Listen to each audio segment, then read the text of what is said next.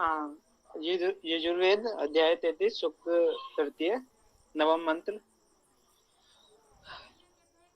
ओम अग्निवृत्तानि जघ्नत जन्घनत द्रविणस्यु विपन्यया समिद्ध शुक्र आहुतः। मंत्रार्थ। समिद्र सम्यक प्रकाशवान, शुक्र पवित्र, आहुत आह्वान किए दान किए हुए, द्रविणस्यु प्रभाकामी, अग्नि अग्रणी प्रगतिशील ने, वृत्तानि हिंसकों को, विपन्यया विशेष अर्चना से, झंगनत हनन किया। भावार्थ। अग्नि अर्थात अग्रणी परमात्मा अथवा उपासक ने आह्वान करने पर वृत्तों का हनन किया, मार दिया। ऐसा विशेष अर्चना से संभव हो सका। वृत्त का अर्थ क्या है? जिनको मारना पड़ा। वृत्त धातु का एक अर्थ हिंसा करना भी है। वृत्त हिंसक स्वभाव तथा हिंसक जन है जिनका हनन करना आवश्यक हो जाता है। निरुक्त, समिद्ध, सम उपसर्ग, इद इधि इंद, प्रदीप्त होना, प्रकाशित होना। शुक्र में शुक्र धातु का अर्थ जाना, शुच का अर्थ शुद्धि करना, शुद्ध होना, पवित्र होना। आहुत में आ उपसर्ग होकर दान करना, आदान प्रदान करना, वे का अर्थ आह्वान करना। द्रविणस्यु में द्रु का अर्थ द्रवित होना, गति करना। अग्नि में अग का अर्थ गति करना। वृत्तानि में वृत्त का अर्थ हिंसा करना, वर्तना, वर्तमान होना, वर्ण करना, सेवा करना, चमकना, बोलना। विपन्यया वि उपसर्ग पन का अर्थ प्रशंसा करना, स्तुति करना। जंगनत हन धातु वध करना, मारना, हिंसा करना। ओम खम ब्रह्म।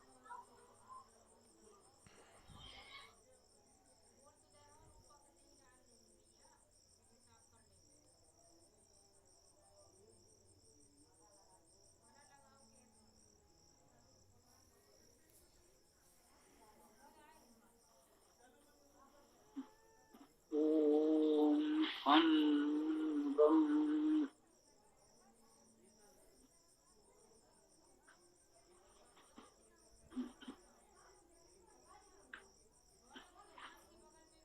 यजुर्वेद अध्याय 35 मंत्र 9।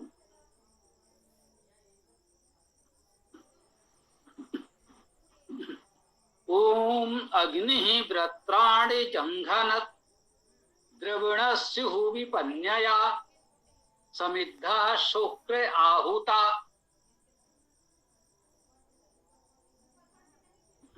अग्नि ही अग्रणी प्रगतिशील, अग्नि धातु से अग्नि शब्द की निष्पत्ति है। हम लोग बहुत अच्छी तरह जान चुके हैं। अनेक अग्नि सूत्र भी हम लोगों ने पढ़े हैं। उस अग्नि ने व्रत्राणि, ये वृत्र का बहुवचन है, वृत्रों को जंघनत हनन किया, मार दिया। अग्नि ने वृत्रों का हनन किया। यह वृत्र क्या है? तो वृत्त शब्द के अनेक अर्थ हैं। वैसे एक अर्थ हिंसा करना भी है। वृत्त से वर्तमान भी होता है।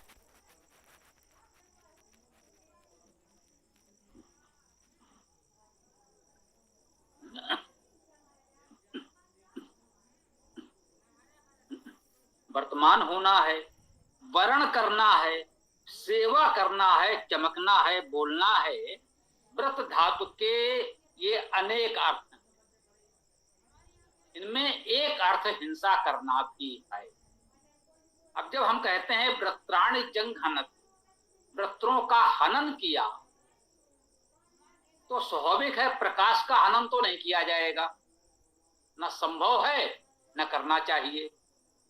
इसी प्रकार से और भी जो अच्छे अर्थ हैं, सकारात्मक अर्थ हैं, वर्तमान होना, वर्ण करना, सेवा करना, चमकना, बोलना आदि, इन अर्थों में यदि कोई वृत्र होगा तो उसका हनन नहीं किया जाएगा।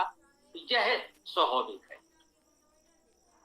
यद्यपि विशुद्ध व्याकरण से यदि कोई कहे यहाँ पर व्रत का अर्थ हम वर्ण करना लेंगे, प्रकाश करना लेंगे और हम कहेंगे कि अग्नि ने व्रतों का ज्ञान का, प्रकाश का हनन कर दिया, तो व्याकरण से यह अर्थ संभव तो है।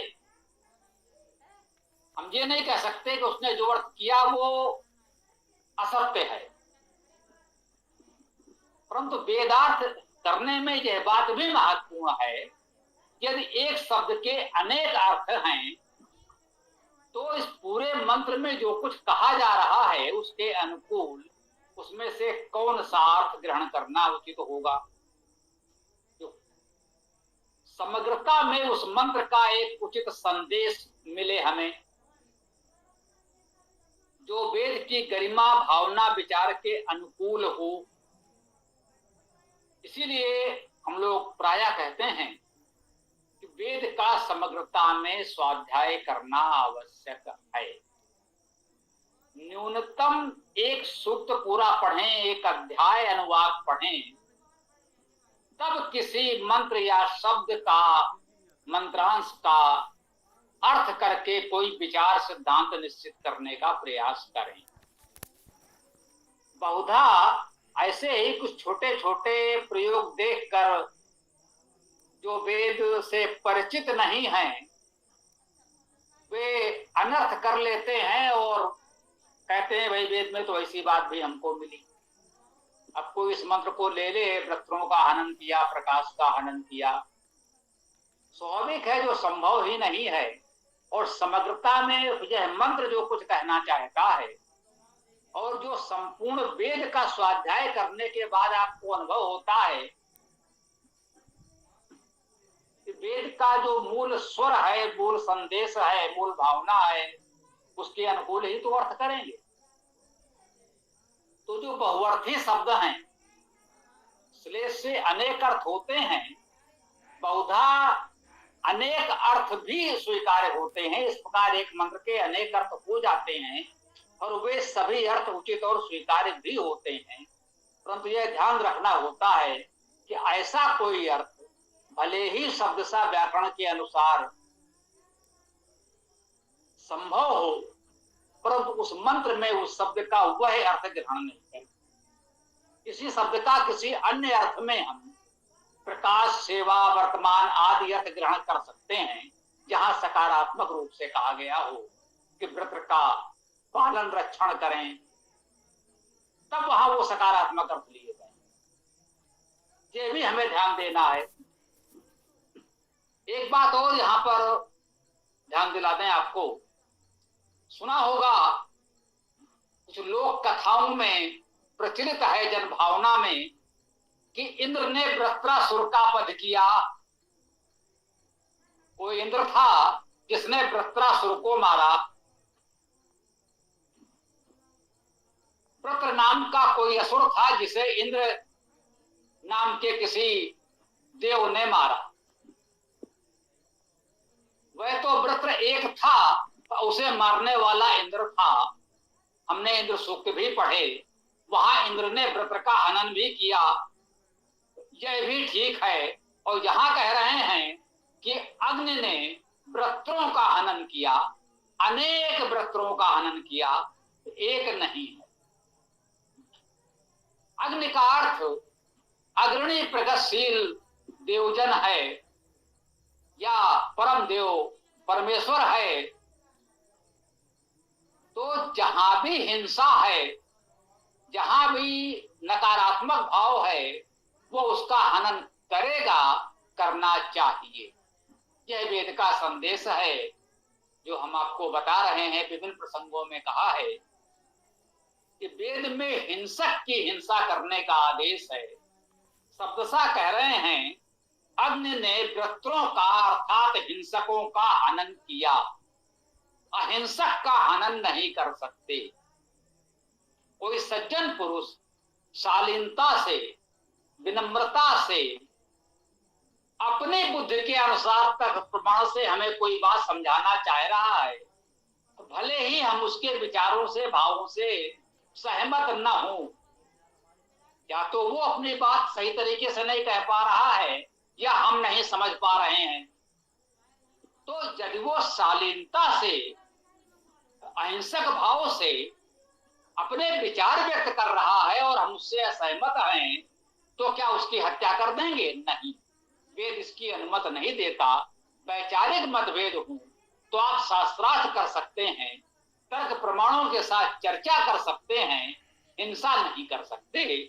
परंतु यदि कोई इतना हिंसक हो जाए कि समाज में बहुतों की हिंसा होने की आशंका हो, तो एक या कुछ लोगों का हनन करना, कुछ लोगों की हिंसा करना उचित हो सकता है, जिससे बहुत लोगों का संरक्षण किया जा सके, बहुत लोगों के हिंसा को रोका जा सके। इसलिए किसी एक व्रत का हनन करना पड़े या अनेक व्रतों अर्थात हिंसकों का हनन करना पड़े, वह पूरी तरह उचित वेद में कहा गया है, अनेक मंत्रों में, अनेक स्थानों में। द्रविणस्यु विपन्नया, द्रविणस्यु प्रवाह कामी, प्रवाह को चाहने वाला, गतिशीलता को चाहने वाला। धातु ध्रुव है, ध्रुव धातु का अर्थ द्रवित होना, गति करना, इसी से द्रव बनता है। द्रव किसे कहते हैं? जो प्रवाहमान होता है। उस वस्तु को जहां रख देंगे वो रखा रहेगा। द्रव को भूमि पर गिराएंगे वो प्रवाहित हो जाएगा, बहने लगेगा। प्रवाह उसका स्वभाव है, जो द्रव है। ध्रुव धातु से द्रव बनता। तो कहा है द्रविणस्यु, प्रवाह कामी, प्रवाह को चाहने वाला। विपन्नया, विपन्नया का अर्थ है विशेष अर्चना से, स्तुति से। विशेष पन, पण धातु का अर्थ है स्तुति करना, प्रशंसा करना। विशेष स्तुतियों से, विशेष प्रशंसा करके इन व्रतों का, हिंसकों का हनन भी करना है तो कैसे करना है? तलवार से नहीं। शारीरिक मृत्यु देने की बात अभी नहीं कही जा रही है। कह रहे हैं विशेष स्तुतियों द्वारा। विपन्नया में तृतीया एक वचन है। विशेष स्तुति प्रशंसा के द्वारा, अर्थात उसके साथ सकारात्मक व्यवहार करके कि भाई आप भी अच्छे मनुष्य हैं, किन परिस्थितियों में आप हिंसा की ओर प्रवृत्त हुए हैं, उसके परिस्थितियों को, उसके दुख कष्ट को भी समझा जाए और उचित प्रयास किया जाए, तो संभव है वह व्यक्ति हिंसा से विरत होकर सन्मार्ग पर आ जाए। तो जहां ये भी कहा जा रहा है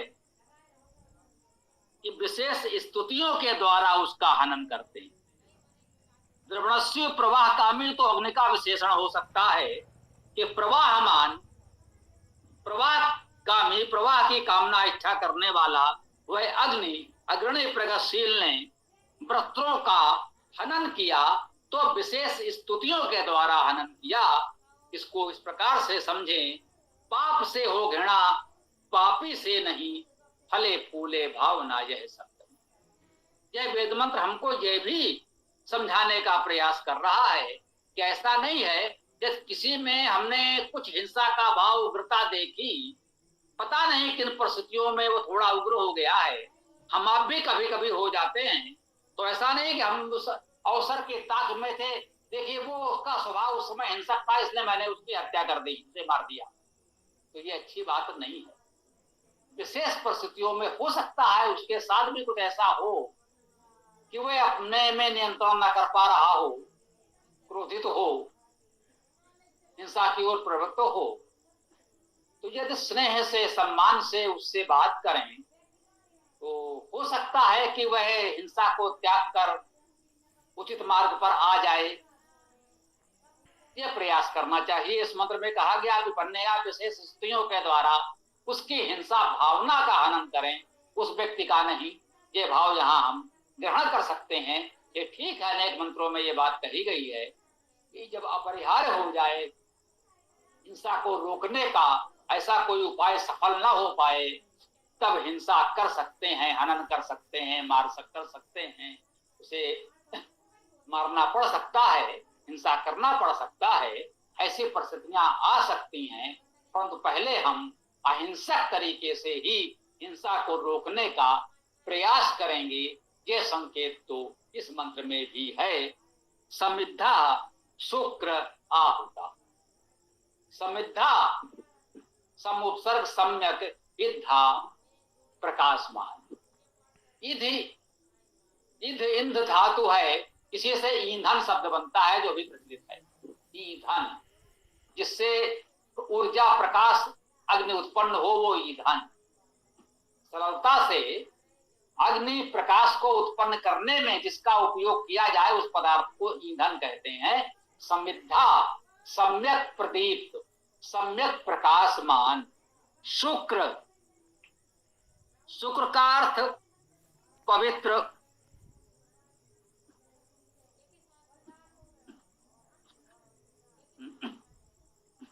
सुख धातु का एक अर्थ जाना, गति करना भी है, तो उसे गतिशील, प्रगतिशील भी कह सकते हैं। शुद्ध धातु का अर्थ शुद्ध करना, शुद्ध होना, पवित्र होना है, तो शुक्र का अर्थ शुचिता, पवित्रता से सामान्यता ग्रहण किया जाता है। तो सम्यक प्रकाशमान, पवित्र, आहुता, सम्यक समन्तात रूप से बुलाया गया या दिया गया। वो धातु का अर्थ तो दान करना, आदान प्रदान करना है, तो आहुता उपसर्ग है, इसका अर्थ क्या हो गया? सम्यक रूपेण दिया हुआ, दान किया हुआ। यदि हम इन सद्गुणों को दान करते हैं तो वो अग्नि, अग्रणी, प्रगतिशील भाव विचार प्राप्त होता है, जिससे हम विपन्न या विशेष स्तुतियों द्वारा, सद्भावना द्वारा हिंसा की भावना का हनन कर सकते हैं। ये छोटा सा गायत्री मंत्र है, छंद गायत्री है। अग्नि वृत्ताण जंघनत, एक चरण। द्रविड़स्यु विपन्नया, द्वितीय चरण। समिद्धा शुक्र आहुता, तृतीय चरण। 8 वर्णों के 3 चरण। यह गायत्री मंत्र, यह गायत्री छंद हम लोगों ने आज पढ़ा। अब हम अपनी इस चर्चा को विराम देते हैं। समय है, आप लोग अपने विचार, प्रश्न रख सकते हैं। ओम खम।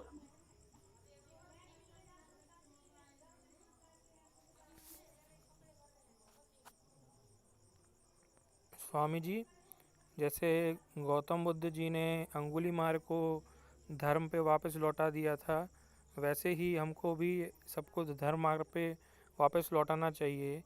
ये सही है ना स्वामी जी? कि यही कहा गया है। ये बात हमने भी पहले ऐसे मंत्रों में चर्चा की है। ये मंत्र भी पहले हम लोग पढ़ चुके हैं, पुनः आया है, अच्छी बात है। अग्नि सूक्त में ये मंत्र हम लोगों ने पढ़ा था, तो ये बात भी कही थी। और ऐसे इतिहास में बहुत से उदाहरण हैं जो परिस्थितियों बस दूसरे मार्ग में चले गए लोगों को वापस लाया गया, और वो अच्छे समाज के लिए बहुत उत्तम व्यक्तित्व बने बाद में। तो अच्छी बात है। ओम। और किसी का कोई प्रश्न हो, कोई बात हो तो रख सकते हैं। गुरु जी, द्रविणस्यु को एक बार स्पष्ट करेंगे?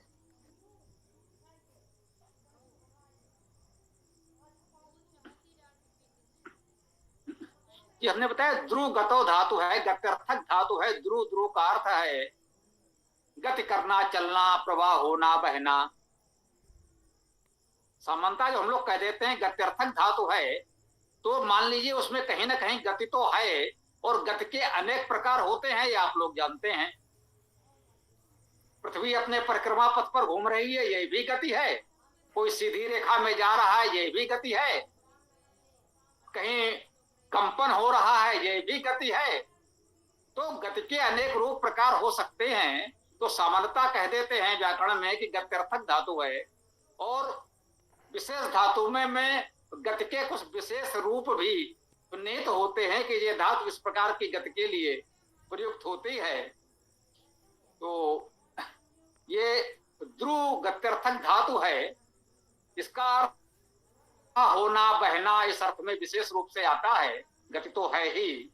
तो द्रविड़स्यु में ये प्रवाह की इच्छा करने का भाव निहित है। संभवतः यही आप जानना चाह रहे होंगे कि ये जो हमने प्रवाहकामी कहा है, प्रवाह की इच्छा करने वाला कहा है, तो ये कैसे आ गया? इसको ऐसा ही समझे, पी धातु का अर्थ है पीना। पिपासा, पीने की इच्छा। पिपासु, पीने की इच्छा करने वाला। पिपासती, पीने की इच्छा करता है। तो जैसे कहा पिपासा, इसी को थोड़ा सा भ्रंश होकर के हम लोग बोल रहे हैं प्यास। हमको प्यास है, इसी को संस्कृत में आप कहेंगे पिपासा है। ज्ञान की, विद्या की पिपासा कहा जाता है। जल की पिपासा होती ही है। तो ऐसे ही ये संस्कृत व्याकरण में थोड़ा जैसे जैसे आप आगे बढ़ेंगे तो ऐसे बहुत से प्रयोग मिलेंगे। इसी को संस्कृत भाषा व्याकरण की एक शक्ति भी कहा जाता है।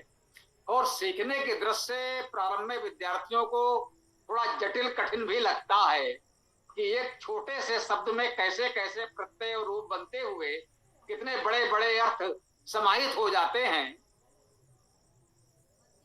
एक छोटा सा शब्द बोलेगा पिपासति, इसका अर्थ हुआ पूरा वाक्य बन गया, वह पीने की इच्छा करता है।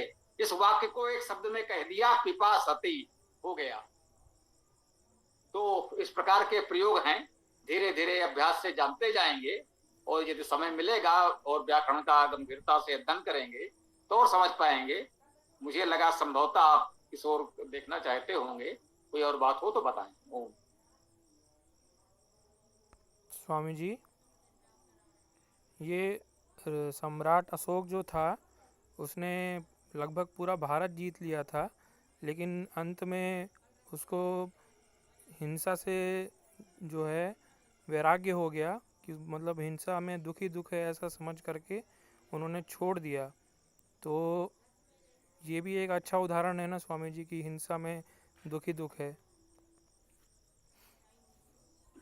निश्चित रूप से है और इसको हमें रखना होगा। इसलिए उदाहरण अगर हम देखने लगेंगे तो रात बीत जाएगी। इतिहास में ऐसे जाने कितने उदाहरण हैं, इसमें कोई संदेह नहीं है।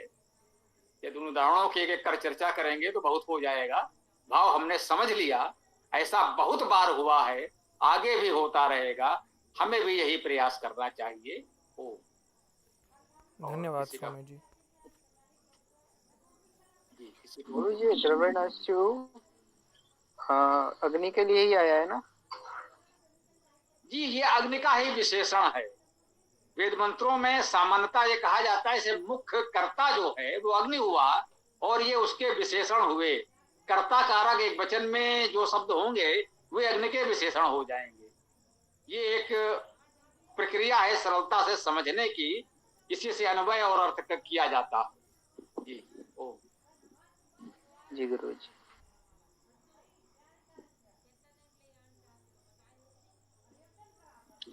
स्वामी जी नमस्ते। अपन लोगों ने हिंदू होने ना होने पर काफी चर्चाएं भी की हैं। अभी फिर जब देख रहा था तो राम भद्राचार्य जी का इंटरव्यू चल रहा था काफी लंबा TV9 के चैनल के ऊपर। उसमें वो कह रहे थे कि हमारे यजुर्वेद, शुक्ल यजुर्वेद में शब्द आया हुआ है जिसे वो हिंदवा संदवा जोड़ करके बता रहे हैं। तो ऐसा कुछ है क्या शुक्ल यजुर्वेद के अंदर? कहीं नहीं है। ये वेद विरोधी बाबा लोग दुष्प्रचार कर रहे हैं और कुछ नहीं। अब वो तो बेचारा नेत्रहीन है, वो क्या जाने। लोग उस कठपुतली की तरह उसका उपयोग कर रहे हैं, जो उसको कह देते हैं वो बेचारा बोल देता है। वो बेचारा क्या कर सकता है? वो तो यजुर्वेद खोलकर देख नहीं सकता। ना उन्होंने या उनके साथियों ने कभी वेद को देखा छुआ है, ये तो पूर्णतः स्पष्ट है। जी तो ये बोल रहे हिंदवा सिंधवा, तो ये क्या शब्द हैं जिनके ऊपर लोग अपने अपने इस तरह के मत देते हैं? ऐसा वेद में कहीं कुछ है ही नहीं। वो एक मंत्र, उसकी मंत्र संख्या बता तो दें, देखा जाए वो कहाँ है। लोग बहुत प्रयास कर चुके, कहीं कुछ नहीं मिला। इस पर हम लोग कम से कम अपनी ऊर्जा और समय नष्ट न करें। ये मान लें ये वेद विरोधियों का अपना एक दुष्प्रचार है। तो जी हाँ, वे साधन संपन्न है, उनकी शासन सत्ता है, उनके पास धन बल जनबल है, पूरा मीडिया उनके साथ है, वो जो चाहे कह सकते हैं। हमारा अपना कोई टीवी चैनल, कोई अखबार कहीं कुछ है नहीं, हमारे पास इतना संगठन नहीं कि हम भीड़ जुटा करके उनको चुनौती दे सकें। तो इसलिए ठीक है, उनको जो कहना है, उनके पास अवसर है, वो कह रहे हैं। हमें वो सब नहीं मिल रहा है कि हमको आमने सामने जाकर उत्तर दे सकें, यही कह सकते हैं बस। ओम।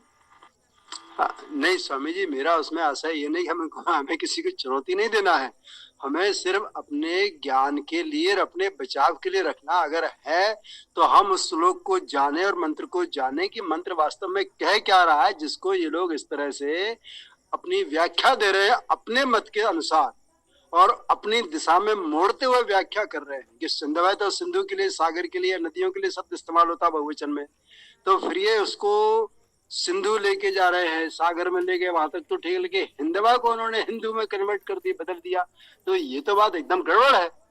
इसलिए मुझे चिंता हुई दोबारा कि मैंने आपसे चर्चा करूंगा इस बारे में। मैंने कहा ना, वेद में हिंदवा जैसा कोई शब्द है नहीं, चारों वेद में कहीं नहीं है। तो वेद ही क्या, एक पोस्ट गुरुकुल कांगड़ी से आई है, बहुत परिश्रम करके किसी विद्वान ने तैयार किया है कि वेद तो क्या, ऐसे सहस्रों जो जितना भी वैदिक काल साहित्य है, कहीं भी ऐसा कोई शब्द नहीं आया है। और ये कह सकते हैं हमारे धर्मद्रोही वेद विरोधी लोग व्यर्थ में इसका प्रचार कर रहे हैं। क्यों कर रहे हैं, उसके पीछे उनका क्या उद्देश्य है, तो हुए जाने, क्या कहा जा सकता है। इसी बहाने यदि वो वेद का नाम लेते हैं, हम कह सकते हैं चलो यही ठीक है। यदि वो वेद में ये बता दें कि कौन सा मंत्र कहाँ पर है, तो हम लोग उस पर बात कर सकते हैं, अन्यथा तो व्यर्थ है, वो जो कर रहे हैं करने दीजिए, हमें जो करना है हम करें। हाँ, क्योंकि उन्होंने शुक्ल यजुर्वेद करके नाम बोला तो फिर मैं चक्कर में पड़ गया, शुक्ल यजुर्वेद इसमें कौन सी शाखा है।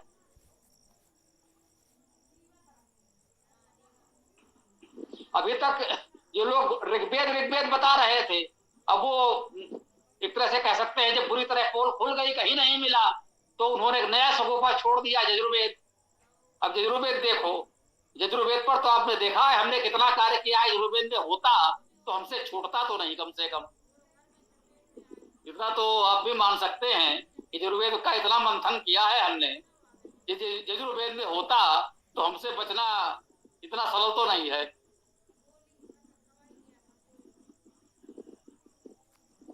और यदि मिल जाए तो हम क्या है, कह रहे हैं वेद में मिल जाए तो हम स्वीकार कर लेंगे, हमें क्या समस्या है। हाँ, वही मेरा भी आशा था स्वामी जी, कम से कम पता तो चले कि भले ये तो पता चले कि मंत्र क्या है, मंत्र का ही पता नहीं चल रहा है, कौन सा कांड है, कौन सा अध्याय है, कौन सा उसका है, उसका कोई संदर्भ तो आए पकड़ में, यही नहीं कुछ बताते, खाली शुक्ल यजुर्वेद करके छोड़ दिया उन्होंने। मैंने कहा ना, ये पाखंडी कभी नहीं बताएंगे। ये राम भद्राचार्य ये भी कहता घूम रहा है कि ऋग्वेद में राम कथा है। अब ऋग्वेद में राम कथा कैसे हो जाएगी, वेद कितना प्राचीन है और राम उसके कितने समय पश्चात हुए, तो राम कथा वेद में कैसे संभव है। तो ये मूर्ख लोग ऐसे ही बस भ्रम फैला रहे हैं, और इनकी बातों में कहीं कोई सार नहीं है। न ऋग्वेद में अब तक वो कहीं कोई राम कथा जैसी चीज दिखा पाए, न यजुर्वेद में ऐसा कुछ दिखा पाएंगे, वो कभी संभव नहीं हुआ। ये मानकर चलें, ये लोग केवल ये भ्रम फैलाते हैं कि हम आप बेवजह अनावश्यक इसके भ्रम में पड़े और देखिए हम लोग अपना समय ऊर्जा इसमें नष्ट करें, तो कोई इनके बारे में तो ये योग्य भी नहीं है कि इनकी चर्चा भी की जाए। तो ये कह सकते हैं ये समाज द्रोही दुष्ट लोग हैं जो समाज में वेद विरोधी प्रचार कर रहे हैं, इतना ही कहा जा सकता है। अपने सामर्थ्य पर हम लोगों को वेद से जोड़ने का प्रचार करें, तो यही इसका उपचार है, और कुछ नहीं हो सकता। उनके पास साधन है, इसलिए वो उनकी बात सुनी जाती है। हमारे पास वो सामर्थ्य नहीं है, तो हम आप आपस में चर्चा कर लें, व्यापक स्तर पर हमारी बात नहीं सुनी जाती। धन्यवाद गुरुजी, इस पर मतलब जो उनका इंटरव्यू था उस पर मेरी कुछ लोगों से बातचीत हुई थी, तो उन्होंने बताया तो था कि यहाँ पर कोई ऐसा करके कुछ बताया था, तो उनका आर्य समाज वालों ने, मैंने उनका वीडियो देखा, आर्य समाज ने मतलब इंस्टाग्राम पे डाल रखा था, तो उसमें उन्होंने पूरी दे रखी है कि इसमें ऐसा वर्ड ही नहीं है। उन्होंने पूरा मतलब जो शाखा दी है मतलब मेरे को ठीक से याद नहीं है वो, कुछ कैसे नाम था उसका, तो कोई शुक्ल यजुर्वेद में भी उन्होंने बताया था, वहां पर है। तो उन्होंने वो निकाला वो, और वो निकालने के बाद उससे रिलेटेड था वो भी निकाला, तो उन्होंने बताया कि इसमें कहीं भी ऐसा शब्द नहीं है, तो उत्तर उन्होंने दे दिया था। जी यही कर पाते हैं हम लोग। भाई बता रहे उनके पास साधन है, वो नेशनल मीडिया पर टीवी चैनल पर बोल रहे हैं, करोड़ों लोग उनको सुन रहे हैं। हमने क्या किया, बड़ा परिश्रम करके सिद्ध कर दिया कि वो नहीं है, और आपस में हम लोगों ने चर्चा कर ली। हम इतना ही कर पाते हैं, वो सामर्थ्य हम पे नहीं है कि हम उससे बड़े टीवी चैनल पर बैठकर उनको चुनौती दें। अब उसके लिए तो भाई अब सार्वदेशिक और समाज ये कुछ बड़े स्तर पर प्रयास करे, बड़े स्तर पर ये बात लाई जाए, सरकार के जानकारी में लाई जाए, न्यायालय में बात की जाए, जहां वो उत्तर देने के लिए बाध्य हो। ऐसे तो हमारी सुनेंगे नहीं।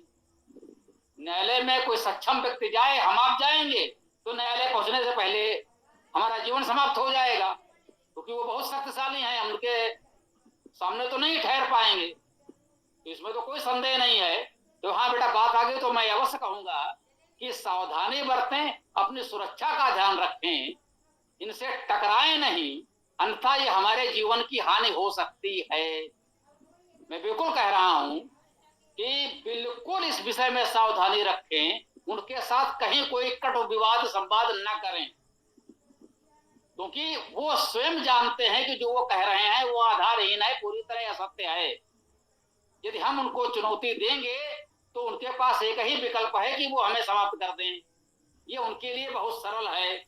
शासन सत्ता उनके पास है, धनबल जलबल इतना उनके पास है, सब कुछ उनके पास है। वे हमें मसल सकते हैं, नष्ट कर सकते हैं, हमारी हत्या कर सकते हैं। ये उनके लिए सरल है। हमारी बातों का उत्तर देना उनके लिए संभव नहीं है। तो इस विषय में सावधानी बरतें, अपना जीवन अपनी सुरक्षा अपने हाथ में है, उसका ध्यान रखें, कभी भी उनसे विवाद न करें, केवल अपना भ्रम दूर कर लें, हम यही कहेंगे। ओम। उत्तम स्वामी जी।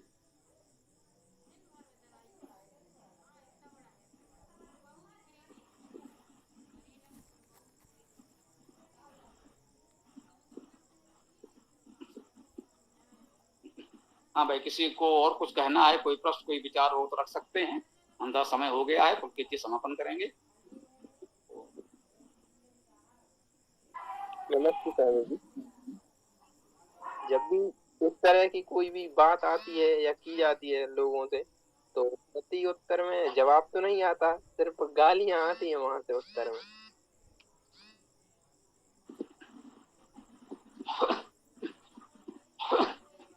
यही तो हमने कहा, उनके पास और कुछ है ही नहीं देने को। वो जानते हैं कि जो कुछ वो कह रहे हैं वो पूरी तरह निराधार है, आधारहीन है, असत्य है। तो उत्तर तो वो दे ही नहीं सकते, उन्हें पहले से पता है उत्तर देना संभव नहीं है। तो वो केवल गाली और धमकी ही दे सकते हैं। वो लगातार हम लोगों को दे रहे हैं। ईश्वर की कृपा है कि मैं ही अब तक जीवित हूं, अन्यथा ये लोग तो अब तक कब का हमें इस संसार से विदा कर चुके होते। तो ये कह सकते हैं ईश्वर की बड़ी कृपा है कि परिस्थितियों में भी हम अभी तक जीवित हैं। तो हमारी तो कोई बात नहीं। मैं कहता हूं कि भाई ईश्वर की कृपा से इतनी आयु मुझे मिली, इतना कुछ कार्य करने का सौभाग्य प्राप्त हुआ।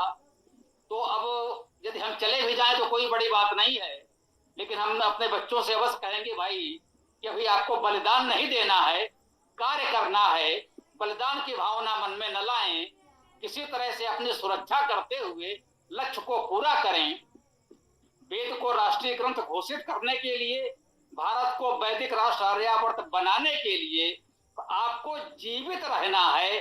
जीवित रहकर कार्य करेंगे तभी सफल होंगे। बलिदान देने से कोई लाभ नहीं है। कुछ लोग बाद में कहेंगे कि हाँ भाई इन्होंने अपना बलिदान दे दिया बस। तो हम बिल्कुल कह रहे हैं, इसे कोई कुछ भी कहे, इसमें कोई बुद्धिमानी नहीं है कि आप जाकर उनसे लड़े भिड़ें और बलिदान दे दें। तो अब सुरक्षा करते हुए जैसे भी हो अपने जीवन को बचाएं, अपने कार्य को बचाएं, धीरे धीरे प्रयास करें, संगठन बड़ा करें, और एक दिन भारत में आपकी शासन सत्ता हो, वेद को राष्ट्रीय ग्रंथ घोषित करें और भारत को आर्यावर्त वैदिक राष्ट्र घोषित करें। हम आपसे ये अपेक्षा करते हैं, ये हमारी आपके लिए शुभकामना की है। ओम।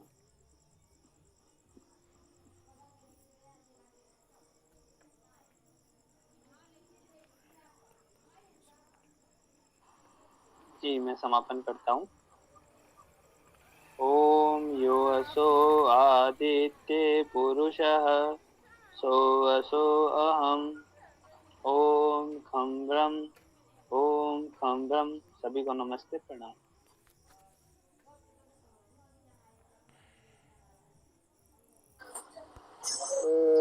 ओम यो असो आदित्य पुरुषः सो असो अहम् ओम खं ब्रह्म ओम ब्रह्म। नमस्ते कविता जी।